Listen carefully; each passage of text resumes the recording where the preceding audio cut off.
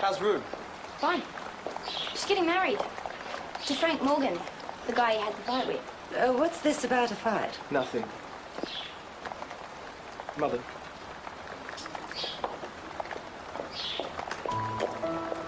Okay, who are you? What are you doing here? You used to go out with Rude, didn't you? Which was down here at boarding school. For a while. You know she's having a kid? So? Well, it's yours, isn't it? Just tell me what you're doing here.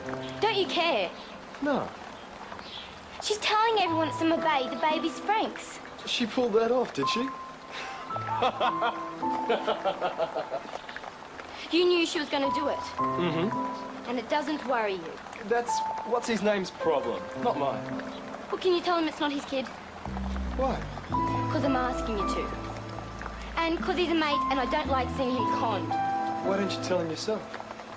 You wouldn't believe me. Well, I'm not going to tell him. You just stand by and watch him walk right into it. Yeah. I'm only asking you to tell him the truth. Sorry.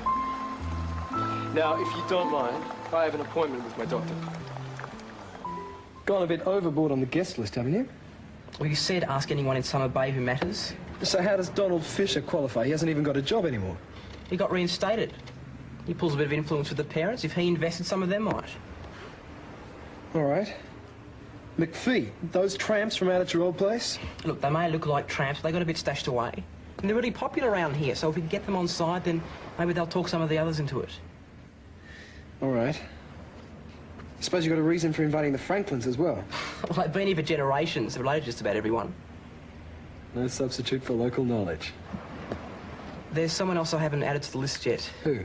Stephen, my foster brother. Oh, come off it. This is a business function, not a family get-together. He's loaded.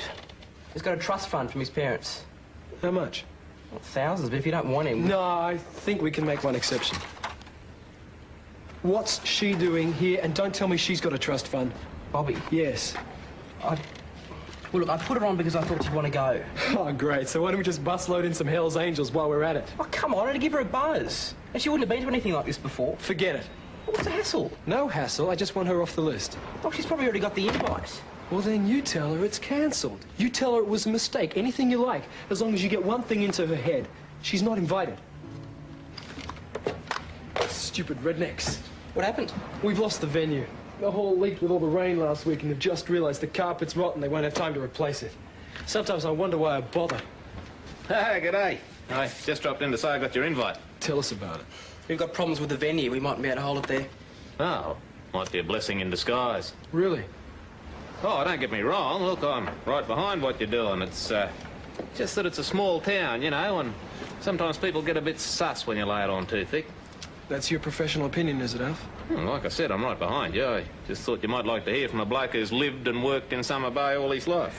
But as a fellow businessman, I thought you would have realised how important promotion is. Oh, sure, yeah. A couple of billboards, that sort of thing. Or a small ad in the local rag. Yeah, that could help. After all, it's a small town, so why think big, Alf, business is about making money. Big business is about making lots of money, and we do not get there by thinking small, I promise you. So, you reckon this cocktail party thing will work, do you? Of course. Think big, Alf. Think big and you will reap the rewards. The choice is yours. Do you wish to reap the rewards? Well, I could be a mug if he didn't, wouldn't he? Good man. I'm going out to check on this carpet. It's probably a waste of time, but it mightn't be as bad as they say. Nice talking to you.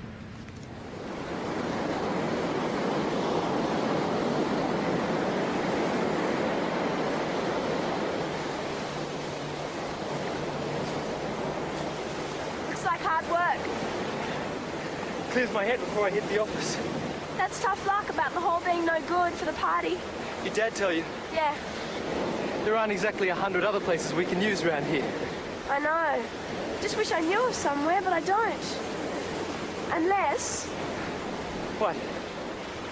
It's just a thought, but what about having it at Dad's? It's not a very big house, but it's better than nothing. Private residence? Well, it's more personal than a big hall. And I know Dad would like to have it there. He would he? Well, what about the wife? What about her? She's been against us since day one. I can't exactly see Elsa throwing open the doors. She won't mind. Anyway, it's not her decision. Dad owns the house. You've got it all worked out, haven't you? Just trying to help out. Thought I might find you here. Hello there. You recovered from your run this morning? Yeah. Think everyone had a good time at the party last night, don't you? Oh, I suppose. How about yourself? Had a great time. But then I know how to enjoy myself. So, you want a second chance, do you? Do I? But you thought I didn't mean back off when I said it last night, did you? I just hope you realise what a total idiot you made me look. What? I mean, sending me flowers. Flowers? Flowers? These are flowers. You grow them in a garden, order them from a florist. Put these in the same place, did you? I'm sorry, Bobby, I don't know what Since to... you're so big on flower arrangements, why don't you try arranging these on your head?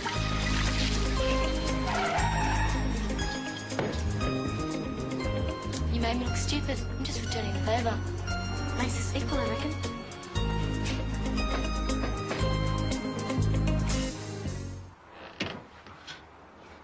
What happened to you? There's some sort of macho wet t-shirt competition. Very funny. God, this is hopeless. The latest look for every young executive. The flowers and the hair are optional. Come on, what happened? No, it's a secret. I'll trade you then. I've got an interesting bit of info for you too. All right, you first. Al subordained a conservationist to have a look at the development site. What? I've just been talking to him. God, she's got to hide. Like a rhinoceros. Now your turn. Well, we did have a bunch of flowers in a vase over there. And Bobby Simpson thought they'd look better on my head. Yeah? Yeah. For some reason, she got it into her head that I'd sent her flowers, which she didn't appreciate. So she decided to return the favour, so to speak. Talk about full of herself. Yeah, she's quite something. The town toughie. That's just an image, though, isn't it? What's she really like? You're asking me? Yeah, sure. She's different. I'd love to know what makes her tick. There you go. So, And the bill. you're going to tell me about Bobby? Well, her grandparents and her mother were really nice, actually. Her grandfather used to own Alice's store. He sold it. Why? Oh, they left Summer Bay when Bobby's mother died. Guess that was about 3 years ago. She had cancer. And what about her father? That's the best part. He's a criminal. He's doing time for a bank robbery. Bobby's not much better either. She's always been in trouble, always getting caught for something. She's a real mole, too. That's not the impression I got. Yeah, well, she used to be. She turned into a born-again virgin. Of course, no decent guy'd look at her now. Oh, I don't know about that. Oh, come on, after what I just told you? Oh, you have to admit that was a pretty biased account. Where you see a heartless thief, I see a girl whose mother's dead and whose family's abandoned her, yet still seems to be doing okay. Pretty cute, too. Especially last night.